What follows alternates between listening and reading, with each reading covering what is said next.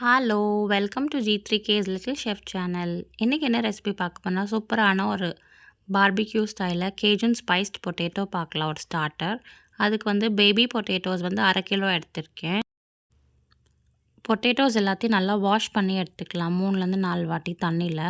அதுக்கப்புறமா 2 கப் அளவுக்கு தண்ணி ஊற்றிட்டு 1 டீஸ்பூன் அளவுக்கு உப்பு போட்டு நல்லா மிக்ஸ் பண்ணிவிட்டு நல்லா 5 விசில் விட்டு நம்ம ஆஃப் பண்ணிடலாம். அதுக்கப்புறமா பாயில்ட் பொட்டேட்டோஸை வந்து இந்த மாதிரி தோலை எடுக்காமல் நம்ம வந்து ஜென்டலாக வந்து இந்த மாதிரி நசுக்கி வச்சுக்கலாம் ப்ரெஸ் பண்ணிவிட்டு. இது தோலோடு சாப்பிடும் போது தான் டேஸ்ட்டு சூப்பராக இருக்கும். ஸோ தோலை வந்து பீல் பண்ணாமல் கரெக்டாக 80% அளவுக்கு பொட்டேட்டோ குக் ஆனதுக்கப்புறமா இந்த மாதிரி நம்ம நசுக்கி எடுத்து வச்சுக்கலாம் 1/2 kg பொட்டேட்டோஸ். அதுக்கப்புறமா நம்ம பொட்டேட்டோ வந்து டிப் பண்ணுறதுக்காக ஒரு பேட்டர் ரெடி பண்ணிக்கலாம். 1/2 கப் அளவுக்கு மைதா, 1/4 கப் அளவுக்கு கார்ன்ஃப்ளவர் ஆட் பண்ணிக்கலாம். அதோட 1 டீஸ்பூன் வந்து மிளகுத்தூள் ஆட் பண்ணிவிட்டு 1 டீஸ்பூன் வந்து உப்பு வந்து ஆட் பண்ணிக்கலாம். ஆட் பண்ணிவிட்டு கொஞ்சமாக ஃபஸ்ட்டு தண்ணி ஊற்றி நல்லா மிக்ஸ் பண்ணி எடுத்துக்கோங்க. இந்த பேட்டர் வந்து ரொம்பவும் திக்காக இருக்கக்கூடாது, அதே சமயத்தில் ரொம்பவும் தண்ணியாக இருக்கக்கூடாது. நம்ம பாயில்டு உருளைக்கிழங்கு வந்து அதில் டிப் பண்ணும்போது அதுக்கு நல்லா ஒரு கோட்டிங் இருக்க மாதிரி நம்ம மிக்ஸ் பண்ணி எடுத்துக்கலாம். எனக்கு கரெக்டாக மிக்ஸ் ஆகிறதுக்கு 1/4 கப் அளவுக்கு தண்ணி தேவைப்பட்டுச்சு. இப்போ பார்த்திங்கன்னா பேட்டர் நல்லா சூப்பராக ரெடி ஆகிடுச்சு. இதுதான் கரெக்டான கன்சிஸ்டன்சி. இதை வந்து ஓரமாக வச்சுட்டு அதுக்கப்புறமா இதுக்கு ஒரு சாஸ் வந்து ரெடி பண்ணிக்கலாம். 1/2 கப் அளவுக்கு மயோனீஸ் வந்து ஒரு பவுலில் வந்து ஆட் பண்ணிக்கலாம். அதோட 1 டேபிள் ஸ்பூன் அளவுக்கு மிக்ஸ்ட் ஹர்ப்ஸ் ஆட் பண்ணிக்கலாம். உங்கள்கிட்ட ஹர்ப்ஸ் இல்லைனா நீங்கள் ஆரிகானோ கூட ஆட் பண்ணிக்கலாம். அதுக்கப்புறமா 2 டேபிள் ஸ்பூன் அளவுக்கு சில்லி ஃப்ளேக்ஸ் ஆட் பண்ணிவிட்டு 1/4 கப் அளவுக்கு ஃப்ரெஷ் க்ரீம் வந்து நம்ம ஆட் பண்ணிக்கலாம். இது வந்து நல்லா க்ரீமியாக இருக்கணும் டெக்ஸ்டர். ஸோ கண்டிப்பாக க்ரீம் வந்து நம்ம ஆட் பண்ணணும். அதுக்கப்புறமா இந்த பேட்டர் வந்து லிக்விட் பண்ணுறதுக்காக 3/4 கப் அளவுக்கு பால் வந்து ஆட் பண்ணிக்கலாம். நான் வந்து காய்ச்சி ஆற வச்ச பால் தான் ஆட் பண்ணியிருக்கேன். நீங்கள் வந்து ரா மில்க்கும் ஆட் பண்ணிக்கலாம். அதோட 1 டீஸ்பூன் அளவுக்கு உப்பு ஆட் பண்ணிவிட்டு நல்லா மிக்ஸ் பண்ணி எடுத்துக்கலாம். இந்த சாஸ் வந்து கொஞ்சம் செமி லிக்விடாக தான் இருக்கணும், ரொம்ப லிக்விடாக இருக்கக்கூடாது. இன்னும் நம்ம வந்து காரம் வந்து ஆட் பண்ணிக்கலாம். ஏன்னா இதோட பேரே கேஜுன் ஸ்பைஸ்ட் பொட்டேட்டோ.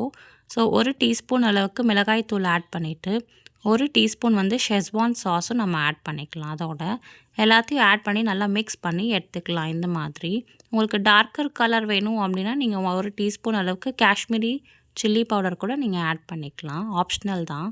இப்போ பார்த்திங்கன்னா சாஸ் சூப்பராக திக் ஆகிடுச்சு. இதை கொஞ்சம் எக்ஸ்ட்ரா ஃப்ளேவர் ஆட் பண்ணுறதுக்காக நான் கார்லிக் வந்து ஆயிலில் சாட்டே பண்ணி ஆட் பண்ணிக்கிறேன். அதுக்கு ஒரு கடாயில் 1 டீஸ்பூன் அளவுக்கு எண்ணெய் ஆட் பண்ணிவிட்டு கொஞ்சமாக சாப்ட் கார்லிக் வந்து ஆட் பண்ணி நல்லா சாட்டே பண்ணி எடுத்துக்கலாம். அது நல்லா ரோஸ்ட் ஆகணும் எண்ணெயில். கொஞ்சம் கலர் மாறினதுக்கப்புறமா நம்ம ஃப்ளேம் ஆஃப் பண்ணிவிட்டு ஆல்ரெடி மயோனீஸ் சாஸ் இருக்குல்லையே அதில் ஆட் பண்ணி நல்லா மிக்ஸ் பண்ணி எடுத்துக்கலாம்.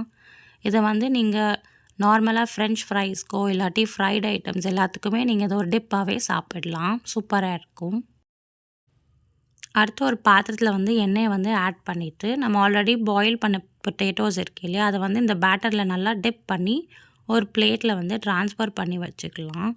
அதுக்கப்புறமா நம்ம இப்போ ஒன்று ஒன்றா டைரெக்டாக ஆயிலில் போட்டு நம்ம ஃப்ரை பண்ணி எடுத்துக்கலாம். எண்ணெய் வந்து ரொம்ப சூடாக இருக்கக்கூடாது, மீடியம் ஹீட்டில் வச்சுட்டு நம்ம ஒன்று ஒன்றா நம்ம ட்ராப் பண்ணிவிட்டு 2 சைடும் நல்லா கோல்டன் ஆகிற வரைக்கும் ஃப்ரை பண்ணி எடுத்துக்கலாம். உங்கள் பேன் சைஸ்க்கு ஏற்ற மாதிரி டம்ப் பண்ணாமல் கொஞ்சம் கொஞ்சமாக போட்டுட்டு இந்த மாதிரி திருப்பி போட்டு நம்ம ஃப்ரை பண்ணி எடுத்துக்கலாம். இது குக் ஆகிறதுக்கு ஜஸ்ட் 3 to 4 மினிட்ஸ் தான் ஆகும். ஏன்னா நம்ம ஆல்ரெடி பாயில் பண்ணதுனால ஜஸ்ட் ஃப்ரை பண்ணி மாத்திரம் எடுத்தால் போதும். இந்த மாதிரி கோல்டன் கலரில் வந்ததுக்கப்புறமா நம்ம ஃப்ளேமை வந்து லோவில் வச்சுட்டு 1 by 1 ஆயிலேருந்து எடுத்துகிட்டு ஒரு டிஷ்யூ பேப்பரில் போட்டு வச்சிடலாம். மிச்சம் இருக்க பொட்டேட்டோஸும் இதே மாதிரி நம்ம பேட்டரில் டிப் பண்ணி ஃப்ரை பண்ணி எடுத்துக்கலாம். இது வந்து இப்படியே கூட சாப்பிடலாம், பட் நம்ம சாஸோடு சாப்பிட்றச்சு இன்னும் சூப்பராக இருக்கும். அதுக்கப்புறமா நம்ம பிளேட் பண்ண ஆரம்பிச்சிடலாம். நம்ம ஆல்ரெடி ஃப்ரை பண்ண பொட்டேட்டோஸ் இருக்கு இல்லையா, அதை இமீடியட்டாக ஒரு பிளேட்டில் வந்து ட்ரான்ஸ்ஃபர் பண்ணிவிட்டு நம்ம ஆல்ரெடி சாஸ் ரெடி பண்ணோம் இல்லையா, அதை வந்து தாராளமாக ஒவ்வொரு பொட்டேட்டோஸ் மேலேயும் நம்ம ஊற்றிக்கலாம். இந்த மாதிரி நீங்கள் ஃப்ரை பண்ண உடனே இதை நீங்கள் சர்வ் பண்ணால் தான் கிறிஸ்பியாகவும் அந்த க்ரீமியாகவும் சூப்பராக இருக்கும். 1 by 1 இந்த மாதிரி ஊற்றிட்டு இன்னும் கொஞ்சம் ஃப்ளேவர் ஆட் பண்ணுறதுக்காக நான் சாப்டு கார்லிக் அண்ட் ஆனியன்ஸ் வந்து ஆட் பண்ணிக்கிறேன். மேலே வந்து இந்த மாதிரி தூவிட்டு கொஞ்சமாக ரெட் சில்லி பவுடரும் மேலே தூவிட்டு ஃப்ரெஷ் கொரியாண்டர் லீஃபும் கார்னிஷ் பண்ணி எடுத்துட்டிங்கன்னா டேஸ்ட்டு சூப்பராக இருக்கும். ஈவினிங் டீ டைம் ஸ்நாக்குக்கு ஒரு சூப்பரான ரெசிபி. அவ்வளோதாங்க, அட்டகாசமான பார்பிக்யூ ஸ்டைலில் கேஜூன் ஸ்பைஸ் பொட்டேட்டோ ரெடி. இந்த வீடியோ உங்களுக்கு பிடிச்சிருந்துச்சுன்னா லைக் பண்ணுங்கள், ஷேர் பண்ணுங்கள், சப்ஸ்கிரைப் பண்ணுங்கள் அண்ட் கண்டிப்பாக ட்ரை பண்ணிவிட்டு கமெண்ட்டில் சொல்லுங்கள். Thank you. Bye. Have a good day.